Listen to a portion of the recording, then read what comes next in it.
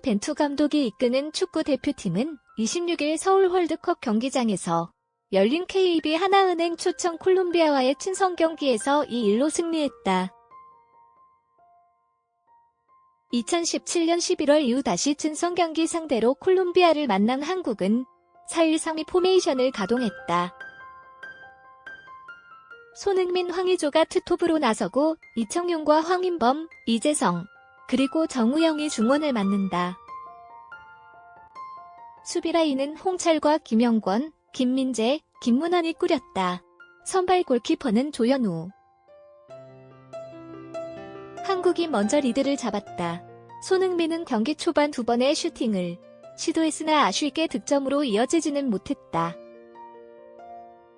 그러나 전반 15분 황의조의 패스를 받은 손흥민이 페널티 지역 오른쪽에서 슈팅했고 그대로 콜롬비아의 골망을 흔들고 한국에 1-0 리드를 가져왔다. 손흥민의 A매치 9경기 만에 득점. 전반 27분 콜롬비아 사파타가 페널티 지역에서 헤더슛을 시도하며 위기를 맞기도 했지만 다행히 왼쪽으로 빗나가며 가슴을 쓸어내렸다. 전반 35분에는 보르아의 왼발 슈팅을 조현우가 펀칭으로 막아냈다. 이후에도 몇 차례 아찔한 장면이 나왔으나 실점을 허용하지 않았고 한국의 리드로 그대로 전반 종료 휘슬이 울렸다. 후반 시작과 함께 황의조가 찬스를 잡았다. 후반 1분 황의조는 콜롬비아 골키퍼까지 제쳤으나 아쉽게 골대 연망을 때렸다. 이후 곧바로 콜롬비아의 만회골을 허용했다. 전반 3분 루이스 디아스가 페널티 지역 구측에서 때린 오른발 슈팅이 그대로 골이 됐다. 1-1 동점. 한국은 후반 12분 다시 달아났다. 이재성이 오른쪽 중앙에서 때린 슈팅이 골키퍼를 맞고 그대로 골대로 빨려 들어가며 한국이 다시 1리드를 되찾았다. 이재성의 골이 나온 후 한국은 이재성을 빼고 권창훈을 투입했다. 후반 23분에는 이청용이 빠지고 나승호가 들어갔다. 공방전이 계속된 가운데 후반 37분 황의조와 권경원이 교체됐다. 후반 41분 코너킥 기회를 잡은 찬스는 손흥민의 크로스가 김민재의 머리에 맞았지만 골키퍼 정면으로 향하며 아쉬움을 삼켰다. 직후 팔카오의 위협적이었던 슈팅은 조현우가 막았다. 추가 시간 골문 앞 혼전 속 콜롬비아가 슈팅을 시도해 조현우가 막아낸 뒤 다시 골망을 흔들었으나 오프사이드 판정이 났고 그대로 한국의 승리로 경기가 끝이 났다. 이로써 한국은 22일 볼리비아 평가전 1-0승, 이어 콜롬비아까지 물리치고 3월 A매치 2연전을 모두 승리로 장식했다. 더불어 태극전사들은 이란 대표팀 사령탑 재임 시절 일모사패를 당했던 콜롬비아 대표팀의 카를로스 케이로스 감독과 얽힌 무승 악연도 끊어냈다. 이번 승리로 한국은 콜롬비아와의 역대 전적에서 4승 2무 1패를 기록했다. 벤투호는 난적 콜롬비아를 상대로 최전방의 손흥민과 황의조, 감바 오사카를 내세운 4-1-3-2 전술을 가동했다. 한국은 초반 날카로운 실수로 앞세워 제대로 예열한 손흥민의 발끝에서 마침내 득점포가 터져나왔다.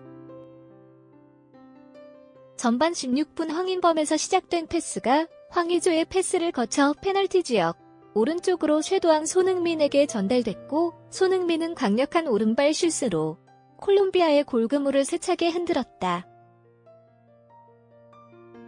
지난해 러시아 월드컵 조별리그 최종전 독일전 득점 이후 A매치 9경기 만에 터진 귀중한 득점이었다. 노란색 유니폼을 입은 상대에 유달리 강한 모습을 보여온 손흥민은 노란색 상의를 입고 출전한 콜롬비아를 상대로 득점포를 가동하며 양봉업자의 위험을 과시했다. 손흥민은 2017년 11월 콜롬비아 평가전에서 2골을 뽑아낸 이후 1년 4개월 만에 또다시 콜롬비아 골문을 흔들면서 킬러의 입지를 제대로 다졌다.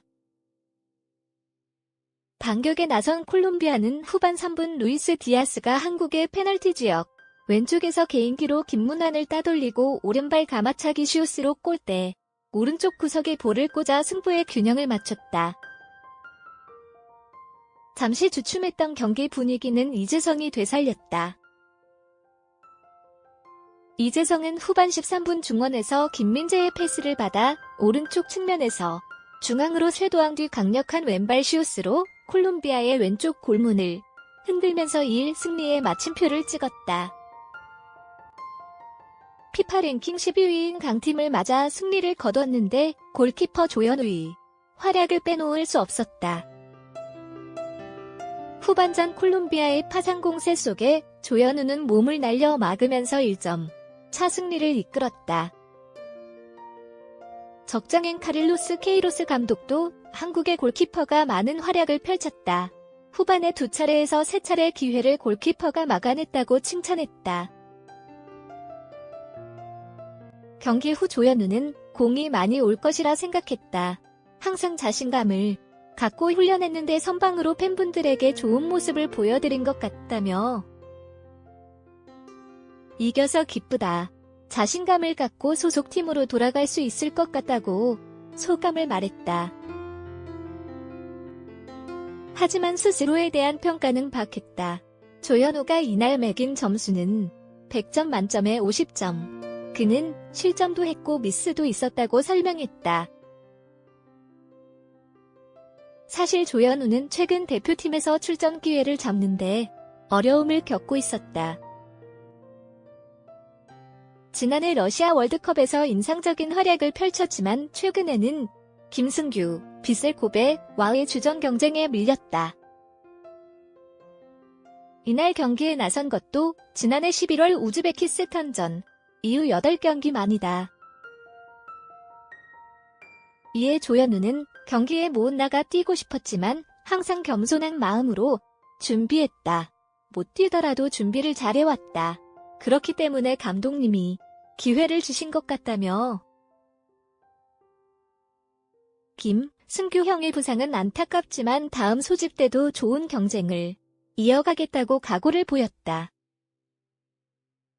후방 빌드업에 관련해서도 조현우는 처음보다 편한 마음이 있다. 자신감을 갖고 열심히 하면 좋아질 수 있을 것 같다고 말했다. 특히 황인범은 볼리비아전에서는 후반전 이청용과 교체되면서 69분을 소화했지만 이날은 90분을 모두 뛰었다. 황인범은 지난해 아시안게임에서 금메달을 따내는 데 중원의 핵심 자원으로 활약했고 아시안컵을 거쳐 미국 메이저리그 사커 MLS에 진출했다. 대표팀에서는 벤투 감독이 부임한 뒤 꾸준히 기회를 받고 있다. 구자철과 기성용의 은퇴로 새로운 변화에 들어간 상황에서도 2경기 모두 나오며 중용을 받았다. 이번 평가전에서 벤투 감독이 보여준 4-4-2 체제에서 황인범은 공격형 미드필더로 나서며 수비형 미드필더와 함께 중원을 책임졌다. 볼리비아전에서는 주세종, 이날은 정우영과 함께 중앙에서 공수 균형을 맞췄다. 이날 황인범은 전반전의 공격에서의 윤활유 역할을 하며 진가를 발휘했다. 간결한 터치와 패스로 측면 미드필더 투톱과의 연계를 이어갔다. 손흥민의 선제골이 나오는 과정에서도 간결한 패스로 황의조에게 연결해 득점의 시발점 역할을 했다. 후반전에는 콜롬비아의 간판 하메스 로드리게스와 라다멜, 팔카오가 모두 투입됐다. 이에 콜롬비아가 점유율을 높였다. 황인범도 공격 전개보다는 수비에 힘을 실었다. 경기 막판 벤투 감독은 황의조를 빼고 센터백 권경원을 투입하며 5-4-1 체제로 나섰다. 최전방의 손흥민을 제외하고 모두 수비에 중점을 뒀고 황인범도 수비에 기여하며 경기를 마쳤다.